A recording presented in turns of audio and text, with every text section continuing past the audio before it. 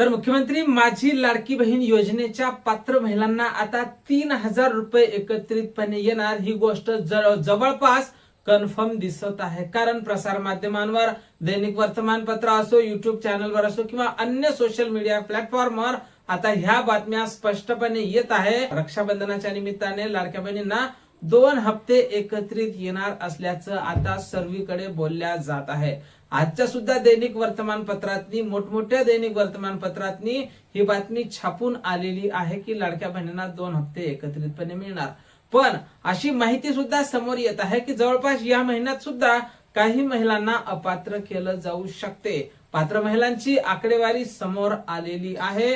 जवळपास 1,65,00,000 एवढ्या महिलांना लाभ हा मिळणार आहे. पण 92 लाखांच्या जवळपास अशा महिला आहेत की ज्यांना लाडकी बहीण योजनेचा लाभ हा मिळणार नाही.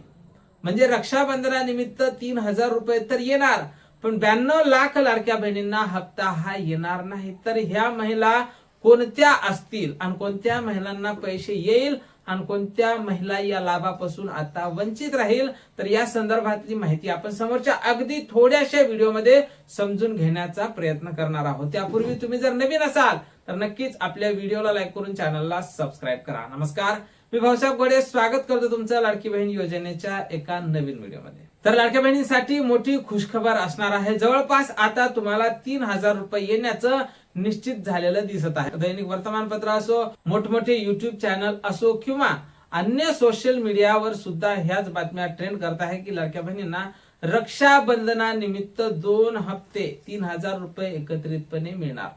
पण कोण महिला या हप्त्यासाठी आता पात्र असतील? तर जवळपास अशी माहिती समोर येत आहे की मागच्या महिन्यात ज्या महिलांना हप्ता मिळाला होता अशा महिलांना जवळपास हप्ता मिळेल, पण काही महिला त्यातल्या सुद्धा ई-केवायसीच्या कारणाने अपात्र होऊ शकतात. म्हणजे ज्या महिलांनी ई-केवायसी केलेली असेल अशा महिला तर पात्रच असणार आहे, पण ज्या महिला त्या ई-केवायसीच्या निकषात बसत नसतील तर अशा महिलांना लाडकी बहीण योजनेचा फटका हा बसणार आहे आणि त्यांना या योजनेतून बाद करण्यात येणार आहे. तर जवळपास अशा महिला कोणत्या असतील? ज्या महिलांचं या महिन्यात उत्पन्न वाढलं असेल, 2.5 लाखांपेक्षा जर तुमचं उत्पन्न जास्त झालं असेल तर तुम्हाला या महिन्याचा लाभ म्हणजे रक्षाबंधनाची भेट 3,000 रुपये मिळणार नाही. त्याचसोबत तुमच्या कुटुंबात जर या महिन्यात जर कुणाला सरकारी नोकरी लागली असेल तर तुम्हाला बिलकुल लाभ हा मिळणार नाही. त्याचसोबत तुमच्या कुटुंबात जर कुणी 4 चाकी वाहन घेतलं असेल तरी सुद्धा तुम्हाला लाभ मिळणार नाही. किंवा या महिन्यात जर तुमचं वय 65 वर्षापेक्षा जर जास्त झालं असेल तरी सुद्धा तुम्हाला लाभ हा मिळणार नाही. वयोमर्यादा तुम्हाला माहितच असेल, 21 ते 65 वर्ष वयोमर्यादा आहे आणि या वयोमर्यादात जर तुम्ही बसत नसाल तर निश्चितच तुम्हाला या योजनेतून बाद करण्यात येणार आहे. मग कोण महिला या हप्त्यासाठी पात्र असतील?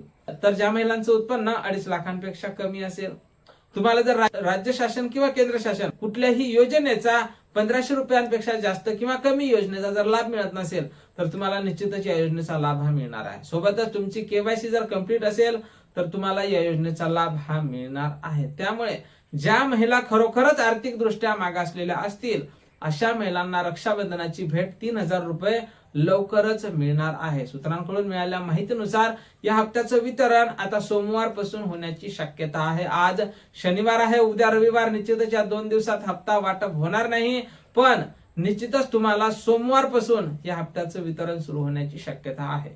आम्ही वरिष्ठांकडून या हप्त्याच्या वितरणासंदर्भात वारंवार माहिती घेण्याचा प्रयत्न करत आहोत. जशी काही नवीन माहिती, नवीन अपडेट आपल्याकडे उपलब्ध होईल, सर्वप्रथम त्या संदर्भातला व्हिडिओ तुम्हाला आपल्या चॅनलवर पाहायला मिळेल. त्यामुळे तुम्ही जर नवीन असाल तर नक्कीच आपल्या व्हिडिओला लाईक करा, चॅनलला सबस्क्राईब करा आणि सर्वात महत्त्वाचं म्हणजे हा व्हिडिओ जास्तीत जास्त महिलांपर्यंत शेअर करा. व्हिडिओला हाईप करायला सुद्धा विसरायचं नाही. भेटूया पुढच्या एका नवीन व्हिडिओमध्ये महत्त्वपूर्ण माहिती सोबत. जय महाराष्ट्र.